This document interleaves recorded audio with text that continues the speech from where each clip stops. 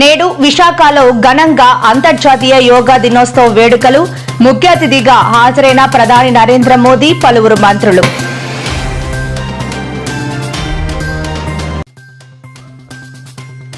MLA Kaushik Reddy అరెస్టును ఖండించిన KTR, CM Revanth Reddy నిరంకుశంగా వ్యవహరిస్తున్నారని విమర్శ.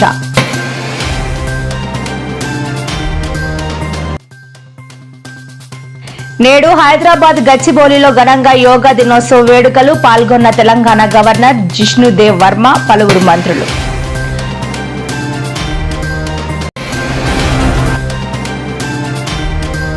విశాఖలో యోగాంధ్ర కార్యక్రమంలో పాల్గొన్న ముఖ్యమంత్రి కార్యక్రమానికి 1.44 లక్షల యోగా శిక్షకులు నమోదు చేసుకున్నారని వెల్లడి.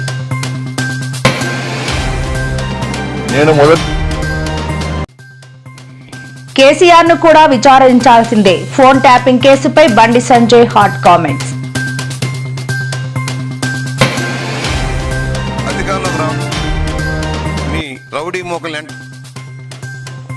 మాజీ సీఎం జగన్ పై ఎమ్మెల్యే గోరెంట్ల బుచ్చయ్య చౌదరి తీవ్రస్థాయిలో ధ్వజం. జగన్ తన పద్ధతి మార్చుకోకపోతే తీవ్ర పరిణామాలుంటాయని హెచ్చరిక.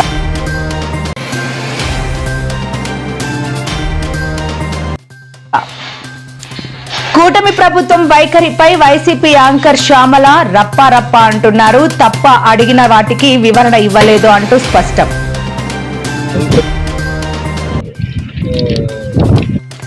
కదులుతున్న రైల్లో దోపిడీ. పద్మావతి ఎక్స్ప్రెస్ లో దొంగల బీభత్సం. 3 మహిళల నుంచి బంగారం, నగదు ఎత్తుకెళ్లిన దొంగలు.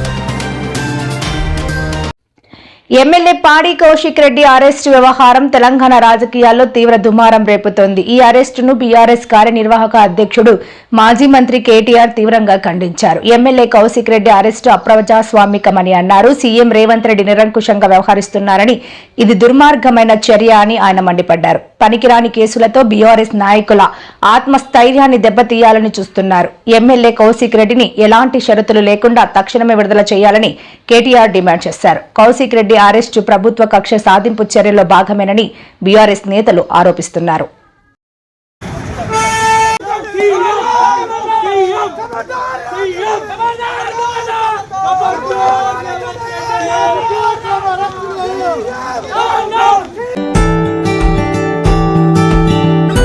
కర్ణాటకలో ఏం పద్ధతి? దేనికోసం చేస్తారు? అసలు నేను చేసిన తప్పేంటి? నేను చేసిన అన్యాయం ఏంటి? ప్రజల కోసం బరాబర్ ఆ క్వారీలో ఇబ్బంది అవుతుంది. ఇల్లీగల్గా నడుస్తుంది క్వారీ. అది రేవంత్ రెడ్డి బెనామీ, సీతక్క బెనామీ, కడియం శ్రీహరి బెనామీ, ఎమ్మెల్యే నాగరాజ్ బెనామీ. వాళ్ళ బెనామీలకి కొన్ని ఎన్ని రోజులు రాస్తారు. ఇదేం పద్ధతి? అసలు దేని నాకు నోటీస్ ఇవ్వకుండా మీరు ఎట్లా అరెస్ట్ చేస్తారు? రేవంత్ రెడ్డి చెప్తే మీరు అరెస్ట్ చేస్తారా? రేవంత్ రెడ్డి చెప్తే మీరు అరెస్ట్ చేస్తారా? రేవంత్ రెడ్డి ఇదే కాదు కదా. రేవంత్ రెడ్డి మీ జీతం మీద రేవంత్ రెడ్డి ఇస్తలేదు కదా. ఇదేం పద్ధతి? ఇది పద్ధతి కాదు కదా. ఇదేం పద్ధతి? ఇది పద్ధతి కాదు కదా. ఇది పూర్తిగా అన్యాయం. రేవంత్ రెడ్డి గారు పెట్టుతున్న అక్రమ కేసు ఇది. కమలాపూర్ మండలంలో గుండేడ్ గ్రామంలో ఇల్లీగల్ మైన్ నడుస్తూ ఉంది. దీనికి ఆయన రేవంత్ రెడ్డి ఆధ్వర్యంలో సీతక్క, తర్వాత కడియం శ్రీహరి, ఎమ్మెల్యే నాగరాజ్ గారి బెనామీ. ఖచ్చితంగా నిలదీస్తాం, ఖచ్చితంగా అడుగుతూనే ఉంటాం. ఊపుకునే ప్రసక్తే లేదు. మీరు చేస్తున్న అన్యాయం. ఇల్లీగల్ మైనింగ్ నడుస్తుంది. అక్కడ కేవలం 2.5 హెక్టర్స్ మాత్రమే ఉంటే ఇలా ఆడ ఇల్లీగల్ మైనింగ్ 20 ఎకరాలలో చేస్తూ ఉన్నారు. గుండేడ్ గ్రామ ప్రజలందరికీ కూడా చాలా ఇబ్బంది అవుతా ఉంది. గుండేడ్ గ్రామ ప్రజలు మొత్తం కూడా ఇబ్బంది పడుతూ ఉన్నారని చెప్పి కూడా ఈ సందర్భంగా తెలియజేస్తా ఉన్నాను. ఆ ప్రజలు ఇలా హెల్మెట్లు పెట్టుకొని మరి చేసే పరిస్థితిగా ఉంది. ఇలా ప్రజలందరూ కూడా గమనించాలి. ఇలా రేవంత్ రెడ్డి గారు చేస్తున్న అక్రమ అరెస్టులు, అక్రమ కేసులకి నువ్వు రేవంత్ రెడ్డి గుర్తుపెట్టుకో. నువ్వు ఎన్ని కేసులు పెట్టినా, ఎన్ని బెదిరించినా భయపడేది లేదు. నీ సంగతి తప్పకుండా చెప్తాం. ఖచ్చితంగా ప్రజలలో చెప్తాం. ఖచ్చితంగా చెప్పే ప్రయత్నం చేస్తాం. జై తెలంగాణ, జై కేసీఆర్. అంతర్జాతీయ యోగా దినోత్సవాన్ని పురస్కరించుకుని శనివారం జూన్ 21, 2025న విశాఖపట్నంలో జరిగిన కార్యక్రమంలో భారత ప్రధానమంత్రి నరేంద్ర మోదీ పాల్గొన్నారు. ఈ సందర్భంగా ఆయన మాట్లాడుతూ ఆంధ్రప్రదేశ్ ప్రభుత్వం చేపట్టిన యోగాంధ్ర కార్యక్రమాన్ని, ముఖ్యంగా నారా లోకేష్ కృషిని ప్రధాని ప్రత్యేకంగా అభినందించారు. ఈ కార్యక్రమానికి ఆంధ్రప్రదేశ్ గవర్నర్ సయ్యద్ అబ్దుల్ నజీర్, ముఖ్యమంత్రి నారా చంద్రబాబు నాయుడు, ఉప ముఖ్యమంత్రి పవన్ కళ్యాణ్, కేంద్ర మంత్రులు కింజారపు రామ్మోహన్ నాయుడు, పత్రాపరావు జాదవ్, డాక్టర్ చంద్రశేఖర్, పెమ్మసాని భూపతిరాజు, శ్రీనివాస వర్మ తదితరులు హాజరయ్యారు.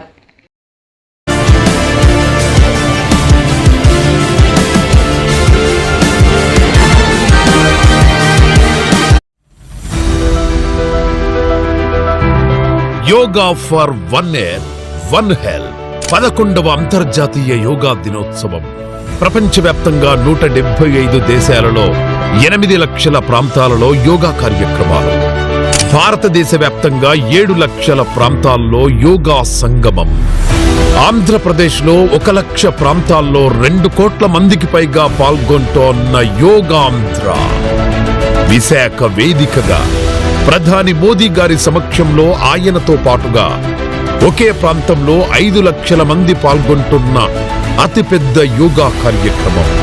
ఏపీ ప్రజలారా, చారిత్రాత్మక రికార్డు సృష్టిద్దాం. జూన్ 21వ తేదీ ఉదయం 6 గంటల కల్లా మీకు దగ్గరలోని యోగాంధ్ర స్థలానికి వెళ్ళండి, యోగాసనాలు వేయండి, యోగాంధ్రను విజయవంతం చెయ్యండి. ప్రపంచ యోగా దినోత్సవం యావత్ భారతవానికి, భారతీయులకి దక్కిన గౌరవం. సరిగ్గా 2014లో అప్పుడే ఐక్యరాజ్య సమితిలో గౌరవ ప్రధానమంత్రి మోదీ గారు ప్రవేశపెట్టినప్పుడు దాదాపు 177 దేశాలు ఈ రెజల్యూషన్ కి మద్దతు పలికినాయి. ఇంతమంది మద్దతుని కూడగట్టగలిగి ఈ రోజున మనకి 2015 నుంచి యోగా దినోత్సవం ప్రారంభమైంది. ఈ రోజున గౌరవ ప్రధానమంత్రి మోదీజీ గారి పిలుపు మేరకు మనం మొదట విశాఖ 11వ యోగా దినోత్సవ సంబరాలకు వేదిక అయింది. శ్రీ మోదీజీ గారి సమక్షంలో గౌరవ ముఖ్యమంత్రి వర్యులు శ్రీ చంద్రబాబు నాయుడు గారి కృషితో ప్రపంచ రికార్డుకు వేదికగా నిలిచింది. విశ్వనరులు మోదీజీ గారి పిలుపు మేరకు యోగా ఒక వన్ ఎర్త్ వన్ హెల్త్ ఈ ఆరోగ్యం థీమ్ ని ఈ వేదిక నుంచి ప్రతి ఒక్కరూ ముందుకు తీసుకెళ్లాలని మనస్ఫూర్తిగా కోరుకుంటూ, ఇక్కడ ఆసీనులైన మీ అందరికీ ఇక్కడికి వచ్చేసిన ప్రతి ఒక్కరికి కూడా పేరు పేరున నా హృదయపూర్వక వందనాలు, నమస్కారాలు. ప్రపంచ యోగా దినోత్సవం యావత్ భారతవానికి, భారతీయులకి దక్కిన గౌరవం. సరిగ్గా 2014లో అప్పుడే ఐక్యరాజ్య సమితిలో గౌరవ ప్రధానమంత్రి మోదీ గారు ప్రవేశపెట్టినప్పుడు దాదాపు 177 దేశాలు ఈ రెజల్యూషన్ కి మద్దతు పలికినాయి. ఇంతమంది మద్దతుని కూడగట్టగలిగి ఈ రోజున మనకి 2015 నుంచి యోగా దినోత్సవం ప్రారంభమైంది. Inspired by his vision, we organized a month-long Yogaandhra campaign by training more than 1.44 lakh yoga trainers, registering over 2.17 crore participants in 1.4 lakh locations, 3 lakh plus participants in single location, that is beautiful city of Visakhapatnam. From here 28 kilometers up to Bhogapuram, and issuing 1.7 crore certificates. We are proud to announce yesterday around 22,122 tribal students have achieved Guinness record for most people performing Surya Namaskar simultaneously. We congratulate them. Global competition has started in various aspects of yoga. I am happy to note that in September, Yoga Super League is beginning. I request Honorable Prime Minister to use his good offices to include yoga in regular Asian Games, Commonwealth Games, and ultimately Olympic Games. You are all aware, any history has to be created only Narendra Modi ji, and also any record can be break that is possible only for Narendra Modi ji. That is where I am requesting him. ఈ రోజు ఇక్కడ గిరిజన పిల్లలు చూస్తే నాకు గుర్తొచ్చేది commitment, పట్టుదల. 108 నిమిషాల్లో 108 సూర్య నమస్కారాలు ఆనాడు మీరు చేసినప్పుడు మేమందరం ఆశ్చర్యపోయాం. అంటే ఒక్క పిలుపు మేరకు మీరందరూ కష్టపడి యావత్ భారతదేశమే కాదు ప్రపంచం మొత్తం మన వైపు చూసే విధంగా చేసినందుకు ప్రభుత్వం తరపున మీ అందరికీ నా హృదయపూర్వక ధన్యవాదములు. ఈరోజు మనందరం గర్వపడాల్సిన రోజు.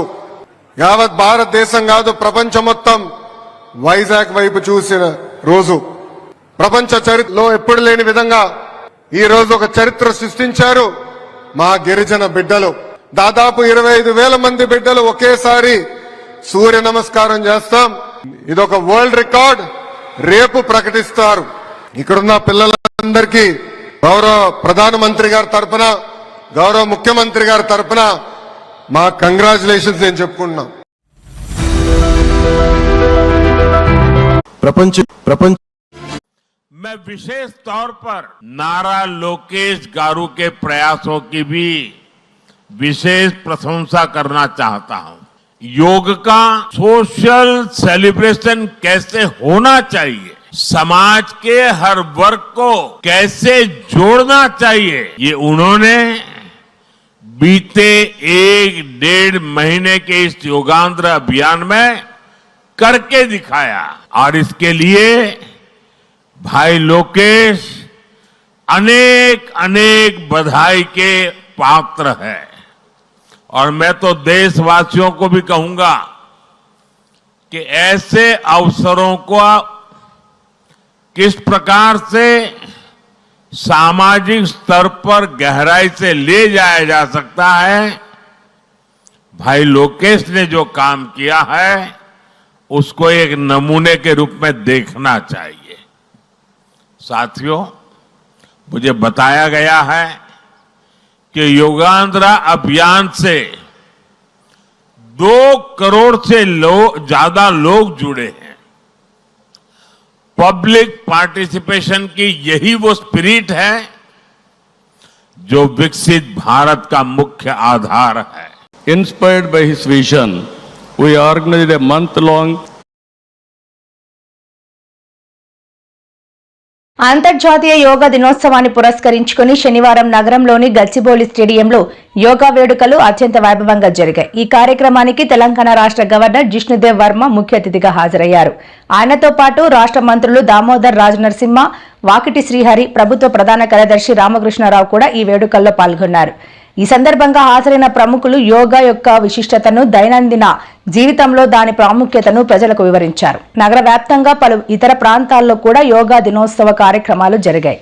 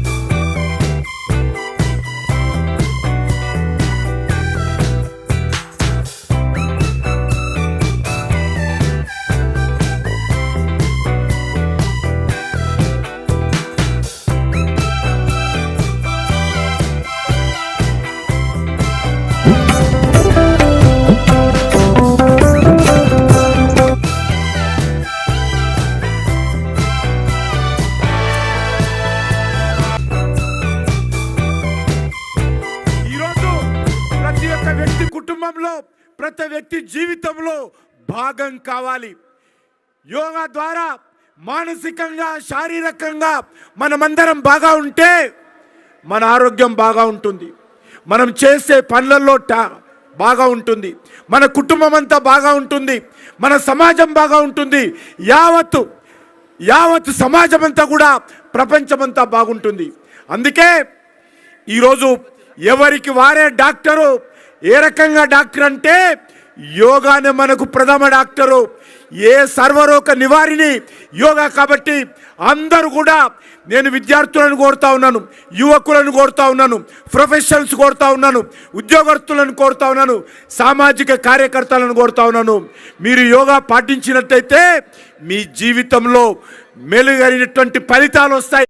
ఒకే భూమి ఒకే ఆరోగ్యం కోసం యోగా అనే పేరుతో ప్రధానమంత్రి గారు ఇచ్చిన పిలుపుకి ఇవాళ దేశవ్యాప్తంగా కనీ విని ఎరుగని రీతిగా అన్ని రాష్ట్రాల్లో కూడా మనకు సన్నాహాలు మొదలైనవి.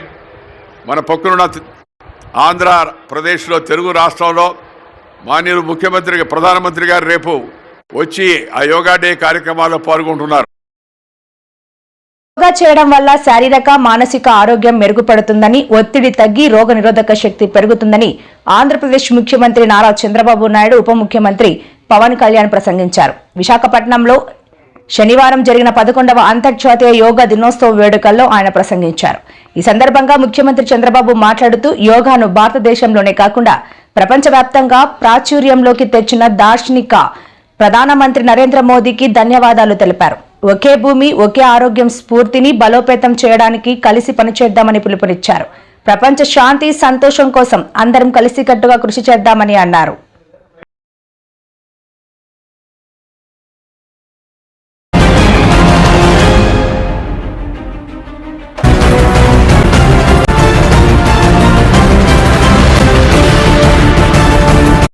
పదకొండవ అంతర్జాతీయ యోగా డే ఒక గ్రాండ్ సక్సెస్ అయింది. అదేవిధంగా ఒక హిస్టరీ క్రియేట్ చేశాం. ఒక మాటలో చెప్పాలంటే ఇది సూపర్ హిట్. నేను ఎందుకు ఈ మాట అన్నానంటే, జనరల్గా ఉదయం 6 గంటలకు రావాలి. మా మీటింగ్ స్టార్ట్ అయింది 6:30 గంటలకు స్పీచెస్ స్టార్ట్ అయినాయి. ప్రధానమంత్రి గారు కూడా 6:25 అక్కడికి వచ్చారు. అలాంటిది అర్లీ మార్నింగ్ మేము కూడా అనేక ఏర్పాట్లు చేసుకున్నాం. స్కీమ్ ఏ, స్కీమ్ బి కూడా. వర్షాకాలం ఒకవేళ వర్షాలు వస్తే స్కీమ్ బి కింద 30,000 మందికి ఇది ఇంటర్నేషనల్ ఈవెంట్ కాబట్టి ఏమాత్రం వాయిదా వేయడానికి వీల్లేదు కాబట్టి స్కీమ్ బి కూడా రెడీ చేసుకున్నాం. నేచర్ కరుణించింది, వరుణ దేవుడు కరుణించాడు. 20 రోజుల మునుపైతే 60% రెయిన్ఫాల్ ఉంటుందన్నారు. అప్పటి నుంచి భయపడ్డాం. రాను 0 రెయిన్ఫాల్కి వచ్చాం. ఈరోజు మధ్యాహ్నం పైన 0.02 mm పడుతుందని అన్నారు. 2 గంటల పైన. 1 డే పార్టిసిపేట్ చేసి విశాఖపట్నం అంటే ఎప్పుడు ప్రత్యేకమైన అభిమానం. నేను ఇప్పుడు కాదు, అన్నిసార్లు చెప్తా ఉంటాను. ఇదే సెక్రటరియేట్తో, ఇది కలెక్టరేట్తో నాకు ప్రత్యేకమైన అనుబంధం ఉంది. ఉదూహుద్ వస్తానే ఫస్ట్ నేను ఒక్కడే ఇక్కడ రాగలిగాను. ఫస్ట్ డే ఉదూహుద్ నిన్న సాయంత్రం వస్తే నెక్స్ట్ డే మార్నింగ్ రాలేకపోతున్నానంటే నేను ఆ రోజు హైదరాబాద్లో ఉండి క్లియర్ అయినాకు వస్తే ఆ ఇంపాక్ట్ ఉండదు. అధికార యంత్రాంగంలో కూడా అలర్ట్నెస్ ఉండదు. నేను అక్కడి నుంచి బయలుదేరాను. డిఫెన్స్ ఒకే మాట చెప్పారు, ఫ్లైట్ కెనాట్ టేక్ ఆఫ్ అని. ఏంటని అడిగాను. వెదర్ ఇది నాట్ కోఆపరేటింగ్, మీరు వెళ్ళేదానికి లేదు సార్ అని చెప్పారు. కాదు, ఎక్కడి వరకు వెళ్తే అక్కడికి వెళ్దాం, నేను వెళ్తానన్నాను. నేను వస్తే విజయవాడలో ఆపేశాం.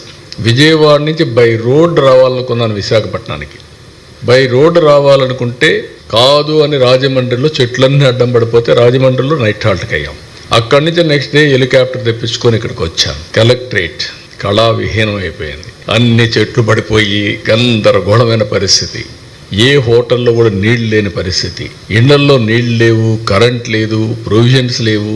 జనజీవనం మొత్తం స్తంభించిపోయింది. అక్కడి నుంచి ఎట్లా పోవాలో కూడా తెలియదు మాకు. అప్పుడు ఎక్కడి నుంచి ఏం చేయాలో తెలియదు. అక్కడి నుంచి ఇక్కడే సెటిల్ అయ్యా. 11 రోజులు కడాన పొటాటో తెప్పించడానికి చెక్ పోస్టులకు ఫోన్ చేసే పరిస్థితికి వచ్చాం. అక్కడి నుంచి నేను చూస్తే ఆ చీఫ్ మినిస్టర్లకు ఫోన్ చేసి ఊరికే కాదు, మీ గోడౌన్లో ఉండేటి పంపించండి, మేము డబ్బులు ఇస్తాము ఇమీడియట్గా అని చెప్పి తెప్పించాం. మొత్తం రాష్ట్రంలో ఎక్కడెక్కడో వంటలు పెట్టి అక్కడి నుంచి హెలికాప్టర్లో భోజనాలు తెప్పించి ఫ్రీగా ఎక్కడికక్కడ ఇచ్చాం. అంటే వార్ ఫుటింగ్లో మీరు ఒక్కసారి చూస్తే ఆ రోజు నేను ఒక కాన్ఫిడెన్స్ క్రియేట్ చేశాను. ప్రధానమంత్రి గారు ఒక మాట అన్నారు, నా జీవితంలో ఎప్పుడూ మర్చిపోలేను. ఆయన ఒక మాట అన్నారు, మనం వచ్చినప్పుడు మీరు చూశారా అని కారులో ఇద్దరం వస్తామంటే ప్రజలు చేయులు ఊపుతున్నారు. వాళ్ళ ముఖంలో విషాదం ఉన్నా మమ్మల్ని ఆనందంగా స్వాగతం పలుకుతున్నారు, మాకు న్యాయం జరుగుతుందని. అది చూసిన తర్వాత ఏ ప్రభుత్వం అయినా సరే ఇనిషియల్గా ప్రభుత్వం పైన వ్యతిరేకత ఉంటుంది. అలాంటి వ్యతిరేకత కూడా లేకుండా వీళ్ళు మనల్ని వెల్కమ్ చేస్తున్నారంటే, స్వాగతం పలుకుతున్నారంటే it is a new experience for me. నేను చీఫ్ మినిస్టర్ కూడా.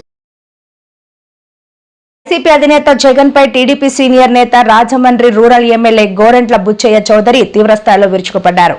జగన్ రెడ్డి ఎన్నికల్లో ఓటమి తర్వాత మతి భ్రమించి పిచ్చిగా మాట్లాడుతున్నారని, ప్రజాస్వామ్యానికి విఘాతం కలిగించేలా వ్యవహరిస్తున్నారని మండిపడ్డారు. ఖబర్దార్ జగన్ రెడ్డి, పొట్టేళ్లు తలలు నరికినట్లు ఎవరి తలలు నరుకుతావు అంటూ తీవ్ర స్వరంతో హెచ్చరించారు. ప్రజలిచ్చిన తీర్పుతో మతి భ్రమించి ప్యాలెస్లో టీవీలు పగలగొట్టుకుంటూ పిచ్చిగా మాట్లాడుతావా అంటూ తీవ్ర స్వరంతో ప్రశ్నించారు. ఎర్రగడ్డలోనే విశాఖ మానసిక ఆసుపత్రిలోనో చికిత్స చేయించాల్సి ఉంది అని ఆయన వ్యాఖ్యానించారు. అర్జెంటుగా అధికారంలోకి రావటం కోసం నీ రౌడీ మోకల్ని ఎంటేసుకొని కార్యక్రమాలు చేస్తున్నావు, నీ ఆటలు సాగనీయం. ఇక ఇదే విధానం కొనసాగితే రాబోయే రోజుల్లో నేను ఎక్కడ కట్టడి చేయాలో ఎలా చేయాలో మాకు తెలుసు. నేను వస్తాను అందరి తలలో తీస్తానంటే నీ తల ఎందుకు తీయకూడదని మేము ప్రశ్నిస్తా ఉన్నాం. ఇదే విధంగా తలలు నరుకుతాము, మా ఇష్టారాజ్యం వ్యవహారం చేస్తామంటే సాగేది కాదు. నీ ఆటలు సాగనే జగన్మోహన్ రెడ్డి, అయ్యింది ఏదో అయ్యింది. సహనం ఉంది మాకు కూడా, చాలా ఓపికగా ఉన్నాం.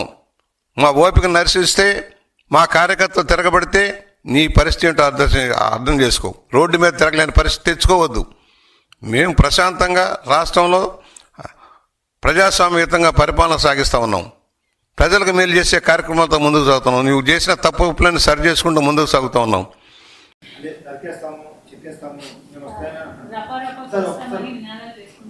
డైలాగ్ చెప్పు ఒకసారి, మళ్ళీ ఏమన్నాడు, మళ్ళా చెప్పు. పూర్తి డైలాగ్ చెప్పాలా? పూర్తి డైలాగ్ చెప్పదు ఏంది? మళ్ళీ కొంచెం మైక్ తీసుకొని చెప్పు, బాగా వినపడుతుంది నాకు. ఏం జాతరలో? మళ్ళీ చెప్పు. గంగమ్మ జాతరలో పొట్టేళ్ల తలకాయలు కోసినట్టు రప్ప రప్ప రప్ప రప్ప రపా రపా రపా రపా నరికేస్తాం. అదొక పోస్టరా? అదే సినిమా డైలాగ్ అనుకుంటా స్వామి. యా cinema dialogue? Pushpa 2 sir. Pushpa cinema dialogue అది. మరి నువ్వే చెప్తున్నావు స్వామి. అంటే ఇప్పుడు పుష్ప సినిమా డైలాగులు పెట్టినా కూడా తప్పేనా? అసలు డెమోక్రసీలో ఉన్నామా, డెమోక్రసీలో లేమా స్వామి మనం? ఇది నాకు అర్థం కాదన్నా. అంటే పుష్ప సినిమా డైలాగులు పెట్టినా తప్పే, పుష్ప ఫోటోలు పెట్టినా తప్పే, గడ్డ మిట్టనే తప్పే, గడ్డ మిట్టనే తప్పే. ఏంది స్వామి ఇది? ఏ ప్రపంచంలో ఉన్నాము? ఇదంతా డెమోక్రసీలో ఉన్నామా, డెమోక్రసీలో లేమా? సార్, ఆ పోస్టర్ పట్టుకున్న అతను కూడా టీడీపీ కుర్రాడు సార్. అంతకుముందు టీడీపీ నాయకుడితో కలిసి దిగిన ఫోటోలు కూడా బయటకు వచ్చాయి. అతను టీడీపీ కార్యకర్త, టీడీపీ సంబంధించిన మెంబర్షిప్ కార్డు కూడా ఉంది అతని. కానీ అతను మీ పార్టీ సంబంధించిన వ్యక్తిగా. ఆ మనిషికి టీడీపీతో ఇంత ముందు గతంలో తిరిగిన ఫోటోలు కూడా ఉన్నాయా? మెంబర్షిప్ కూడా ఉంది సార్. మెంబర్షిప్ కూడా ఉంది సార్. టీడీపీ సభ్యుడు కూడా మెంబర్షిప్ కూడా ఉన్నాడా? అంటే దాంతో వీళ్ళే పెట్టించినారా? పెదకూరపాడు నియోజకవర్గం సార్. ఓ టీడీపీ సభ్యత్వం కూడా ఉందా మరి? మన బాగా చూడండి అబ్బా. అయితే సభ్యత్వం కూడా ఉందంట. మళ్ళీ సమస్యలకు సమాధానం చెప్పకుండా ప్రెస్ మీట్ చివర్లో ఒక విలేకరి అడిగిన సినిమా డైలాగ్ కు సంబంధించిన ప్రశ్నకు జగన్ ఇచ్చిన సమాధానాన్ని పట్టుకుని కూటమి ప్రభుత్వ నాయకులు దాన్ని అతిగా ప్రచారం చేస్తున్నారని శ్యామల విమర్శించారు. హిందూపురం ఎమ్మెల్యే బాలకృష్ణపై సంచలన వ్యాఖ్యలు చేసింది. వరుసగా 3 సార్లు గెలిచానని చెప్పుకున్న నందమూరి బాలకృష్ణ ఇక్కడ ఎన్ని రోజులు కనబడతాడని ప్రశ్నించింది. ఇది ప్రజలు ఇచ్చిన తీర్పు కాదని, ఈవీఎంల ఎఫెక్ట్ అన్న ఆమె ప్రముఖ నాయకుడు కనబడటం లేదు అంటూ డిప్యూటీ సీఎం ఫోటో చూపిస్తూ విమర్శలు గుప్పించింది. ఫోన్ అనుకుంటూ ఉండొచ్చు, కొంచెం వీళ్ళని ఇబ్బంది పెడితే, కొంచెం నొక్కి పెడితే ఏముంది, భయపడి వెళ్ళిపోతారులే అని మీరు అనుకుంటుండొచ్చు. మీరు మమ్మల్ని ఎంత మానసికంగా దెబ్బతీయాలి అనుకున్నా మేము వెనక్కి తగ్గం. కేవలం మాటలు చెప్తున్నారు. ఉదాహరణకి హిందూపూర్ తీసుకుందాము.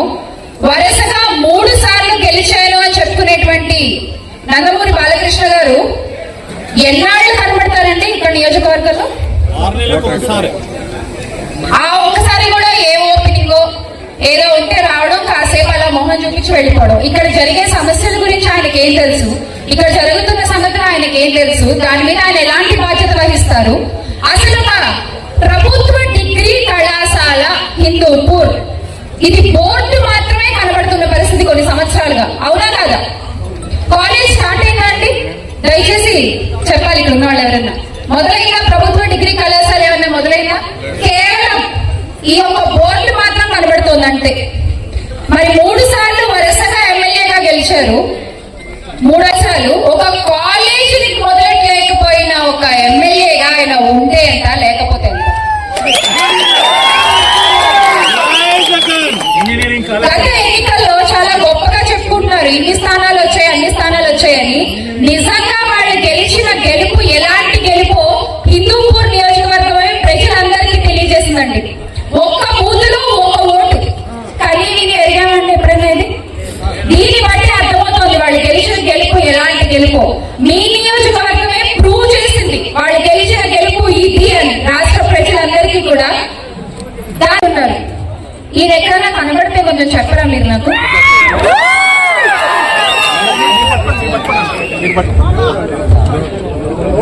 ఎక్కడైనా కనబడితే కొంచెం దయచేసి తెలియజేయగలరు. కనబడుట లేదు. గౌరవ ఉప ముఖ్యమంత్రి గారు, పీఠాపురం పీఠాధిపతి పవన్ గారు మిస్సింగ్. రాష్ట్రంలో అయితే అంటే రాష్ట్రంలో జరిగేవి ఈయనకి కనబడట్లేదు, ఆయన రాష్ట్ర ప్రజలెవరికి కనబడట్లేదు. మళ్ళీ ట్యాపింగ్ విషయంలో బీఆర్ఎస్ ప్రభుత్వం చాలా కుటుంబాలు ఉసురు పోసుకుందని కేంద్ర మంత్రి బండి సంజయ్ అన్నారు. ఇవాళ కరీంనగర్ లో అంతర్జాతీయ యోగా డే కార్యక్రమానికి హాజరైన ఆయన మీడియాతో మాట్లాడుతూ ఫోన్ ట్యాపింగ్ హైదరాబాద్ సిరిసిల్ల కేంద్రంగా జరిగిందని ఆరోపించారు. ఇతర పార్టీలతో పాటు బీఆర్ఎస్ పార్టీ నాయకులు ఫోన్లను కూడా ట్యాపింగ్ చేశారని ఫైర్ అయ్యారు. భార్యాభర్తలు, తండ్రి కొడుకులు, సినీ తారల ఫోన్లు కూడా వదిలిపెట్టలేదని అన్నారు. ఎన్నికల ప్రచార సమయంలో CM Revanth Reddy phone tapping పై సీబీఐ విచారణ చేపట్టాలని అన్నారని గుర్తు చేశారు.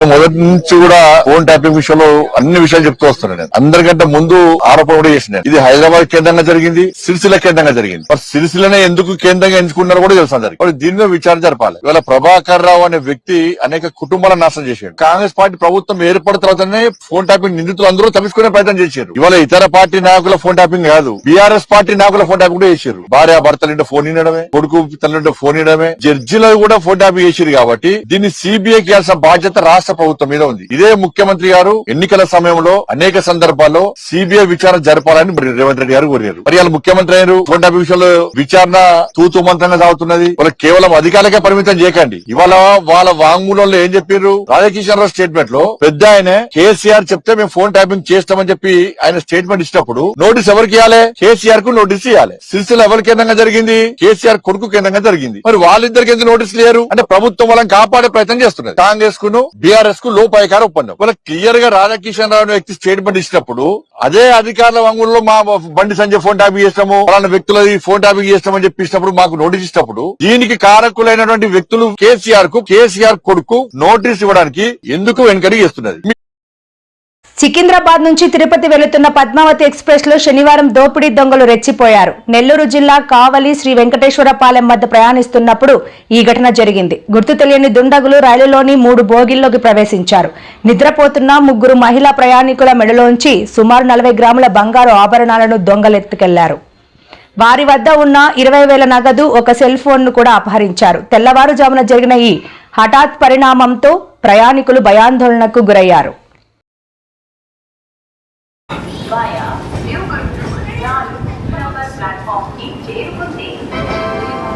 यात्रीगण कृपया ध्यान दीजिए, गाड़ी संख्या 1207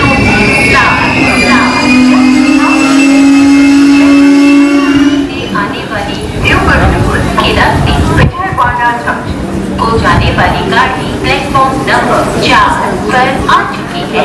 यात्रियों से करें May I have your attention please? Train number 1207 just without leaving from Chennai to ये गाड़ी मीरथल से जलंधर की तरफ. రాష్ట్ర మంత్రి కొండా సురేఖ వరంగల్ పశ్చిమ ఎమ్మెల్యే నాయని రాజేందర్ రెడ్డి, ఎమ్మెల్యే కడియం శ్రీహరిపై తీవ్రస్థాయిలో విరుచుకుపడ్డారు. శుక్రవారం విలేకరులతో జరిపిన సమావేశంలో ఆమె పలు అంశాలపై ఘాటుగా స్పందించారు. భద్రకాళి ఆలయ వివాదం నుంచి మొదలుకొని తన మంత్రి పదవిని లక్ష్యంగా చేసుకుని కొందరు కుట్రలు చేస్తున్నారని ఆరోపించారు. అదే సమయంలో గోదావరి పుష్కరాల నిధులకు సంబంధించి కేంద్ర ప్రభుత్వంపై తెలంగాణ కేంద్ర మంత్రులపైన ఆమె విమర్శలు గుప్పించారు.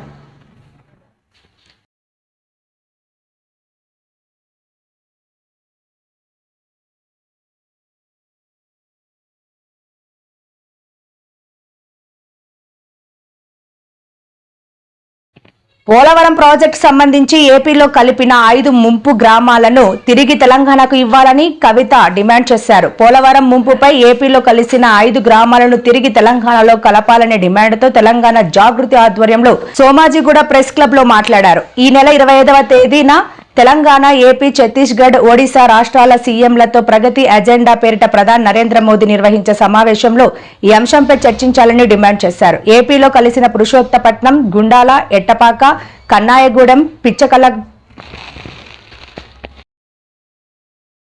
గారు ప్రయత్నం బాగా చేసిండ్రు.